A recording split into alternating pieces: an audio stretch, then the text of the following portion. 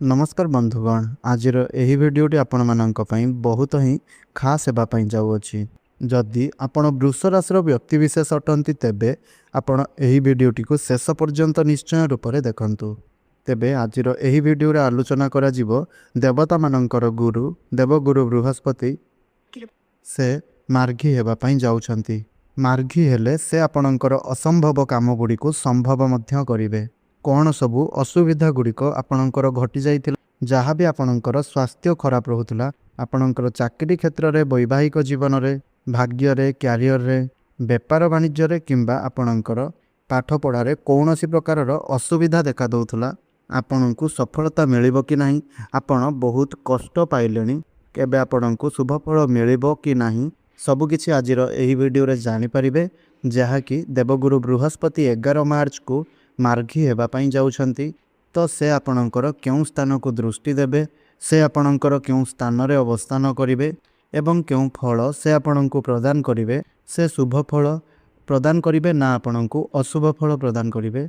एवं जेहेतु देवगुरु बृहस्पति संतानर कारक, धर्मर कारक, पितांकर कारक एवं ज्ञानर कारक होइथांती, तेबे आपणको क्यों प्रकारर फल प्रदान करुछंती सबकिछि आजिर एही वीडियो रे आलोचना करा जिवो। आपण जदि अबाट को चली जाइथिले तेबे देवगुरु बृहस्पति निश्चिंत भाबरे आपणको बाट को आनिबे एवं आपणको जीवन रे एक बड़ परिवर्तन पकाइबे।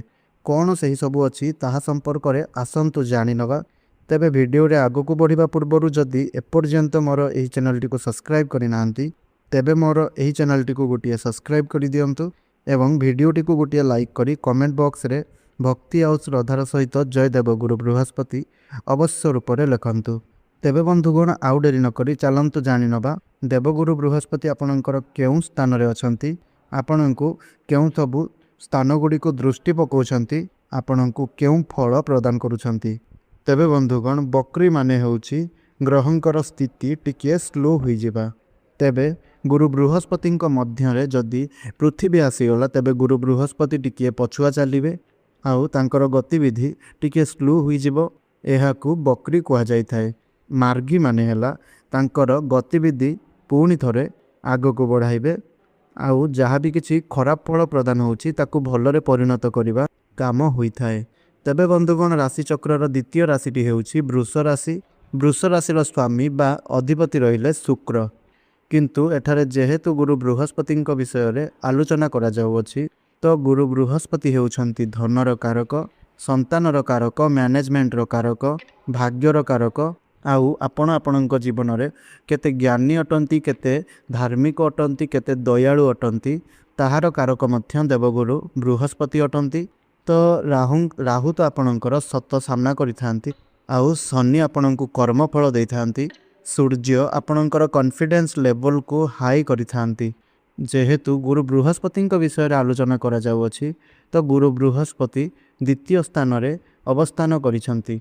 जून मास रे तृतीय घर को चली जिवे, किंतु 11 मार्च रु जेहेतु गुरु बृहस्पति बकरी रु मार्गी हेउछंती, किंतु शनि आपणकर एकादश गृह रे अवस्थान करिसंती।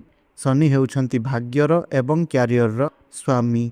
तो शनि आपणकर धीरे धीरे सबु काम कराइबे, किंतु आपणको पेशेंस रखिबा पई पड़िबो।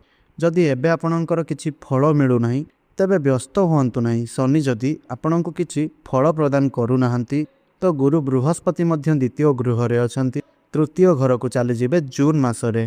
तो से नवम स्थान को माने शनि ऊपर को दृष्टि पकाइबे। सेते बेले आपणको गोटिए राहा मिल जिवो, काहेकि ना गुरु बृहस्पति राहा देखैबार ग्रह अटंती एवं मैच्योरिटी आउ ज्ञानर कारक अटंती। गुरु बृहस्पति आपणकर अटकी जाइतिबा काम को पेंडिंग काम को पूरा करिवे। तो बहुत दिन हेलानी आपण भाबुथिले आपणकर किछि होई पारु नथिला, बहुत दिन हेलानी भाबुथिले किछि गोटे काम करिबा पई, किछि जिनिस किनिबा पई, हेले आपणकर सेमिति किछि ठीक होई पारु नथिला, किछि भी आपण करि पारु नथिले। तो बहुत व्यस्त होउथिले कि आपणकर पैसा अटकी जाइथिला। तो देखिबे जेतेबेले गुरु बृहस्पति आपणकर आसीबे मार्गी होई जिवे सेतेबेले आपणकर सब किछि ठीक होई जिवो। तो 11 मार्च को देवगुरु बृहस्पति आपणकर मार्गी हेबे माने आपणकर फैमिली रे खुशी आसीबो। जदि परिवार रे कोनोसी समस्या चलीला, जुक्ति तर्क हेउथुला, झगड़ा झांटी हेउथुला, तो देखिबे अक्टोबर मास मध्य रे आपणक परिवार रे निश्चिंत रूप से खुशी आसीबो। ଆପଣଙ୍କର ପରିବାରରେ ନିଶ୍ଚିନ୍ତ ରୂପରେ ଗୁଡ୍ ନ୍ୟୁଜ୍ ମିଳିବ। ବୁଲିବା ପାଇଁ ଯାଇପାରନ୍ତି। ତା ସହିତ ଆପଣ ସେହି ସମୟରେ ନିଜର ଭୁଲକୁ ବୁଝିବେ। ଯାହା କିଛି ଆପଣଙ୍କର ପୂର୍ବରୁ ଭୁଲ ହୋଇଯାଇଥିଲା, କିଛି ଡାଉନଫଲ୍ ହୋଇଯାଇଥିଲା, ଆପଣ ଉଠି ପାରୁନଥିଲେ, ଆପଣ ଆଗକୁ ବଢ଼ି ପାରୁନଥିଲେ, ତ ସେହି ଡାଉନ୍ ମଧ୍ୟ ଆପଣଙ୍କର କ୍ଲିଅର୍ ହୋଇଯିବ। ଡାଉନଫଲ୍ ଆପଣଙ୍କର ଦୂରେଇ ଯିବ। ଗୁରୁ ବୃହସ୍ପତି ମାର୍ଗୀ ହୋଇଯିବା ଫଳରେ ବହୁତ ଭଲ ଫଳ ପ୍ରଦାନ କରିବେ। କିନ୍ତୁ ଗୁରୁ ବୃହସ୍ପତି ଯେତେବେଳେ ଉଚ୍ଚସ୍ଥ ହୋଇଯିବେ ତୃତୀୟ ଘରେ, ତ ତୃତୀୟ ଘରଟି ହେଉଛି ଅନଲାଇନ୍ର ଘର, ମାର୍କେଟିଂର ଘର ବୋଲି ମାନା ଯାଇଥାଏ। ଆପଣଙ୍କର ଏନର୍ଜି, ସାହସ, ପରାକ୍ରମର ଘର ବୋଲି ମାନାଯାଏ। ତ ସେତେବେଳେ ଆପଣ ଅନଲାଇନ୍ କାମ ଅଧିକ ମାତ୍ରାରେ କରିବେ। ଆପଣ ସୋସିଆଲ ମିଡ଼ିଆରେ କାମ କରିବେ। ଆପଣ ଆପଣଙ୍କର ଏନଭାରମେଣ୍ଟ ମଧ୍ୟ ଚେଞ୍ଜ କରିବେ। ଏବଂ ଯଦି ଆପଣ ମାର୍କେଟିଂ କାମ କରୁଛନ୍ତି, ଟ୍ରାଭେଲିଂ କାମ କରୁଛନ୍ତି, ତେବେ ଆପଣଙ୍କୁ ନିଶ୍ଚିନ୍ତ ରୂପରେ ଭଲ ଫଳ ହିଁ ପ୍ରଦାନ ହେବ। କିନ୍ତୁ ଗୁରୁ ବୃହସ୍ପତି ଆପଣଙ୍କୁ ନିଶ୍ଚିନ୍ତ ରୂପରେ ଲକ୍ଷ୍ୟ ସ୍ଥାନରେ ଗୋଲ୍ କ୍ଷେତ୍ରରେ ପହଞ୍ଚାଇ ଦେବେ। ମ୍ୟାଚୁରିଟି ଆପଣଙ୍କୁ ଦେବେ। କାରଣ ଗୁରୁ ବୃହସ୍ପତି ତୃତୀୟ ସ୍ଥାନରେ ଉଚ୍ଚସ୍ଥ ହୋଇକି ଅବସ୍ଥାନ କରିବେ। ଆପଣ ଭାବିବେ କି ନିଜ ବିଷୟରେ ଆପଣ କ'ଣ କରିବେ ସେଇଟା ଭାବିବେ। ଆପଣଙ୍କୁ ରାସ୍ତା ମଧ୍ୟ ଦେଖାଯିବ। ଯଦି ଆପଣ ଭୁଲ ରାସ୍ତାରେ ଯାଉଥିଲେ, ଖରାପ ସାଙ୍ଗମାନଙ୍କ ସହିତ ମିଶୁଥିଲେ କିମ୍ବା କିଛି ଖରାପ କାମ କରୁଥିଲେ, ତେବେ ଗୁରୁ ବୃହସ୍ପତି ଆପଣଙ୍କୁ ନିଶ୍ଚୟ ରୂପରେ ରାହା ଦେଖାଇବେ। ଆପଣଙ୍କ ବିଷୟରେ ନିଶ୍ଚିନ୍ତ ରୂପରେ ଭାବିବେ। ଆପଣ ଭୁଲ ସଙ୍ଗତ ଗୁଡ଼ିକ ଛାଡ଼ିବେ। ବିପରୀତ ପରିସ୍ଥିତିରୁ ମଧ୍ୟ ଗୁରୁ ବୃହସ୍ପତି ବାହାର କରିବେ। ନିଜକୁ ନିଜେ ଚେଞ୍ଜ କରିବେ। ଆପଣଙ୍କର ଏହି ସ୍ୱଭାବ ପରିଣତ ହେବ, ଚେଞ୍ଜ ହେବ। ନିଜର କାମ କରିବାର ତରିକା ମଧ୍ୟ ଚେଞ୍ଜ ହେବ। ତ ବହୁତ ଭଲ ଦେଖାଦେଉଛି। ଗୁରୁ ବୃହସ୍ପତି ଯେତେବେଳେ ଆପଣଙ୍କର ଉଚ୍ଚସ୍ଥ ହେବେ ସପ୍ତମ ଗୃହକୁ, ନବମ ଗୃହକୁ, ଏକାଦଶ ଗୃହକୁ ଦୃଷ୍ଟି ଦେବେ। ତ ସପ୍ତମ ଗୃହ ବିଷୟରେ ଆଲୋଚନା କଲେ, ସପ୍ତମ ଘରଟି ହେଉଛି ବୈବାହିକ ଜୀବନର ଘର, ବିଜନେସ୍ର ଘର, ପାର୍ଟନରସିପ୍ ବିଜନେସ୍ର ଘର, ଡେଲି ଇନକମ୍ର ଘର ବୋଲି ମାନା ଯାଇଥାଏ। ତେଣୁ ଆପଣ ଯଦି ପାର୍ଟନରସିପ୍ ବିଜନେସ୍ କରୁଛନ୍ତି ତ ସେଥିରୁ ବହୁତ ଭଲ ଲାଭ ମିଳିବ। ଡେଲି ଇନକମ୍ରେ ଗ୍ରୋଥ୍ ହେବ। ନୂଆ ବିଜନେସ୍ ମଧ୍ୟ ଆରମ୍ଭ କରିବେ। ଯଦି ଆପଣ ବିବାହ ଯୋଗ୍ୟ ହୋଇଛନ୍ତି ଆଉ ଆପଣଙ୍କର ବିବାହ ହୋଇପାରୁନଥିଲା, ଆପଣଙ୍କର ପୂର୍ବରୁ ଯେତେ ଗୁଡ଼ିଏ ସବୁ ପ୍ରସ୍ତାବ ଗୁଡ଼ିକ ଆସୁଥିଲା ତାହା ସବୁ ଭାଙ୍ଗି ଯାଉଥିଲା, ତେବେ ଦେଖିବେ ଯେ ବିବାହରେ ଆପଣଙ୍କର ପ୍ରସ୍ତାବ ଆସିବ। ବିବାହ ହେବାର ସମ୍ଭାବନା ଆପଣଙ୍କର ରହିବ। ଦେବଗୁରୁ ବୃହସ୍ପତି ବ୍ଲେସିଂର କାରକ ଅଟନ୍ତି। ତ ନିଶ୍ଚିନ୍ତ ରୂପରେ ସେ ଆପଣଙ୍କୁ ସାହାଯ୍ୟ କରିବେ, ବ୍ଲେସ୍ ମଧ୍ୟ କରିବେ। ଆପଣ ବିବାହ ଯୋଗ୍ୟ ହୋଇଥିଲେ ବିବାହ ମଧ୍ୟ କରିବେ।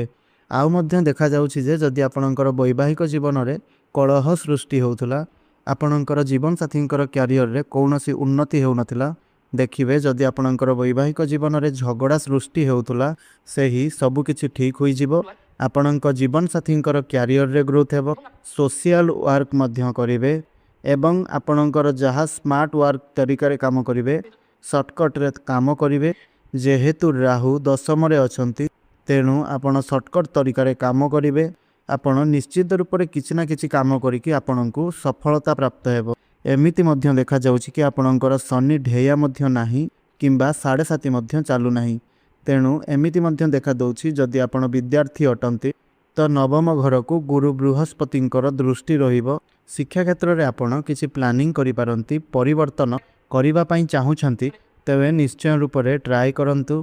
କୋଚିଂ ସେଣ୍ଟରରେ ଜଏନ୍ କରିବା ପାଇଁ ଚାହୁଁଛନ୍ତି, ଏକ୍ଜାମ୍ ଦେବା ପାଇଁ ଚାହୁଁଛନ୍ତି, ଗଭର୍ଣ୍ଣମେଣ୍ଟ ସେକ୍ଟରରେ ପ୍ରସ୍ତୁତ ହେବା ପାଇଁ ଚାହୁଁଛନ୍ତି, ଆପଣଙ୍କର କିଛି ହାୟର ଏଜୁକେସନ୍ କରିବା ପାଇଁ ଚାହୁଁଛନ୍ତି, ତେବେ ନିଶ୍ଚିନ୍ତ ରୂପରେ କରନ୍ତୁ। ଆପଣଙ୍କୁ ବହୁତ ଭଲ ଫଳ ପ୍ରଦାନ ହେବ।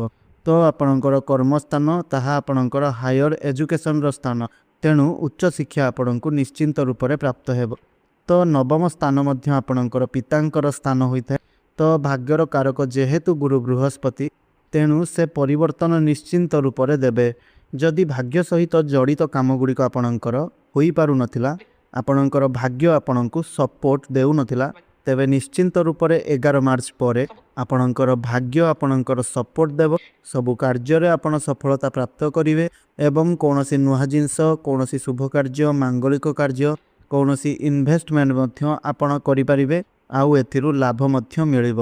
ତା ସହିତ ଯଦି ଆପଣଙ୍କର ପିତାଙ୍କ ସହିତ କିଛି ବି ଯୁକ୍ତିତର୍କ ହେଉଥିଲା, ଝଗଡ଼ା ଝାଣ୍ଟି ହେଉଥିଲା, ପିତାଙ୍କର ଜଏଣ୍ଟ ପେନ୍, ବ୍ୟାକ୍ ପେନ୍ ଇତ୍ୟାଦି ହେଉଥିଲା, କିମ୍ବା ତାଙ୍କର ପାଦ ଗୋଡ଼ ଭଳି ସମସ୍ୟା ଗୁଡ଼ିକ ଦେଖା ଦେଉଥିଲା ତ ନିଶ୍ଚିନ୍ତ ରୂପରେ ସେହି ସବୁ ସମସ୍ୟାରୁ ବାହାରିବେ ମଧ୍ୟ ପିତାଙ୍କ ସହିତ ସମୟ ଅତିବାହିତ ହେବ।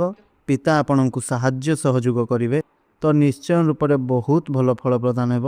ଫ୍ୟାମିଲିରେ ମଧ୍ୟ ଗୁଡ୍ ନ୍ୟୁଜ୍ ଆସିବ। ସ୍ଥାନ ପରିବର୍ତ୍ତନ ଯଦି ଆପଣ ଚାହୁଁଛନ୍ତି ତେବେ ଏକାଦଶ ସ୍ଥାନକୁ ଦେବଗୁରୁ ବୃହସ୍ପତିଙ୍କର ଦୃଷ୍ଟି ରହିବ। ଆପଣଙ୍କ କ୍ୟାରିୟରରେ ଆପଣଙ୍କର ପ୍ରମୋସନର ଯୁଗ ବନୁଛି। ଚାକିରିରେ ପରିବର୍ତ୍ତନ ହେବ, ସ୍ଥାନ ପରିବର୍ତ୍ତନ ହେବ, ଖୁସି ଆସିବ, ଗୁଡ୍ ନ୍ୟୁଜ୍ ମଧ୍ୟ ମିଳିବ। ତେଣୁ ଆପଣଙ୍କର ଯଦି ସମସ୍ୟା ଚାଲୁଥିଲା ସେହି ସବୁ ସମସ୍ୟା ଗୁଡ଼ିକ ଦୂର ହୋଇଯିବ। ଆପଣଙ୍କର ଖୁସି ମଧ୍ୟ ପୁନର୍ବାର ଆସିବ। ତେବେ ଆପଣଙ୍କର ଲାଭ ମିଳିବ ଯଦି ଆପଣ ବିଜନେସ୍ କରୁଛନ୍ତି କିମ୍ବା କୌଣସି କାମ କରୁଛନ୍ତି କିମ୍ବା କୌଣସି ପ୍ରକାରର ଅନଲାଇନ୍ କାମ କରୁଛନ୍ତି ସେଥିରେ ମଧ୍ୟ ଭଲ ଲାଭ ମିଳିବା ପାଇଁ ଲାଗିବ। ଏବଂ ଆପଣ ଯାହା ବି ଚାହୁଁଛନ୍ତି ଡେଲି ଇନକମ୍ରେ ଗ୍ରୋଥ୍ ହେବା ପାଇଁ ତ ନିଶ୍ଚୟ ରୂପରେ ଆପଣଙ୍କର ଡେଲି ଇନକମ୍ରେ ଗ୍ରୋଥ୍ ହେବ। ନୂଆ ନୂଆ ଜିନିଷ ଆରମ୍ଭ କରିବେ, ନୂଆ ନୂଆ ଗ୍ରାହକ ଆପଣଙ୍କ ବିଜନେସ୍ରେ ଯୋଡ଼ି ହେବେ। ଲାଭ ତ ଆପଣଙ୍କୁ ନିଶ୍ଚିନ୍ତ ରୂପରେ ଦେଖାଦେବ। କାହିଁକି ନା ଦେବଗୁରୁ ବୃହସ୍ପତି ଶୁଭ ଗ୍ରହ ଅଟନ୍ତି। ତେଣୁ ଶୁଭ କାମ ନିଶ୍ଚିନ୍ତ ରୂପରେ କରିବେ ଏବଂ ଖାସ୍ କରି ଗୁରୁ ବୃହସ୍ପତି ଆପଣଙ୍କୁ ବାହାର କରିବେ, ଆପଣଙ୍କୁ ନିଶ୍ଚିନ୍ତ ବହୁତ ଭଲ କରାଇବେ। ବିଦ୍ୟାର୍ଥୀମାନଙ୍କ ପାଇଁ ଭଲ ସୁଯୋଗ ମିଳିବ। ଆପଣମାନେ ଶିକ୍ଷା କ୍ଷେତ୍ରରେ ଉନ୍ନତି କରିବେ, ଲକ୍ଷ୍ୟ ସ୍ଥାନରେ ପହଞ୍ଚି ପାରିବେ। ଯଦି ଚାହୁଁଛନ୍ତି ଆପଣଙ୍କର ଏକ୍ଜାମ୍ ଭଲରେ ଯିବ ତେବେ ନିଶ୍ଚୟ ରୂପରେ ଏହି ସମୟଟିକୁ ଆପଣ ବହୁତ ଦିନ ପୂର୍ବରୁ ଅପେକ୍ଷା କରିଥିଲେ ତ ବର୍ତ୍ତମାନ ସେହି ସମୟ ଆପଣଙ୍କର ଆସିଯାଇଛି। ନିଶ୍ଚୟ ରୂପରେ ଆପଣଙ୍କୁ ଭଲ ଫଳ ପ୍ରଦାନ ହେବ। ତେବେ ବନ୍ଧୁଗଣ, ଏହା ଥିଲା ଗୁରୁ ବୃହସ୍ପତି ଆପଣଙ୍କୁ ମାର୍ଗୀ ପରେ କ'ଣ ସବୁ ଫଳ ଗୁଡ଼ିକ ପ୍ରଦାନ କଲେ। ଏବେ ଯଦି ଉପାୟ ସ୍ୱରୂପ ଆମେ ଆଲୋଚନା କରିବା, ଆପଣ ଗୁରୁ ବୃହସ୍ପତିଙ୍କର ବୀଜ ମନ୍ତ୍ର ପାଠ କରନ୍ତୁ, ହନୁମାନ ଚାଳିଶା ପାଠ କରନ୍ତୁ, ସୂର୍ଯ୍ୟ ମନ୍ତ୍ର ପାଠ କରନ୍ତୁ, ରାହୁଙ୍କୁ ସନ୍ତୁଷ୍ଟ କରିବା ପାଇଁ ପକ୍ଷୀଙ୍କୁ ଦାନା ପାଣି ଦିଅନ୍ତୁ। ଦେଖିବେ ଯାହା ବି କିଛି ବାଧାବିଘ୍ନ ଆସୁଥିଲା ତାହା ସବୁ କିଛି ସମାଧାନ ହୋଇଯିବ। ତେବେ ବନ୍ଧୁଗଣ, ଆଶା କରୁଛି ଏହି ଭିଡ଼ିଓଟି ନିଶ୍ଚିନ୍ତ ରୂପରେ ଭଲ ଲାଗିଛି। ଯଦି ଭଲ ଲାଗିଛି ଏପର୍ଯ୍ୟନ୍ତ ମୋର ଏହି ଚ୍ୟାନେଲଟିକୁ ସବସ୍କ୍ରାଇବ୍ କରିନାହାନ୍ତି ତେବେ ଗୋଟିଏ ସବସ୍କ୍ରାଇବ୍ କରି ଭିଡ଼ିଓଟିକୁ ଗୋଟିଏ ଲାଇକ୍ କରିଦିଅନ୍ତୁ। ଧନ୍ୟବାଦ।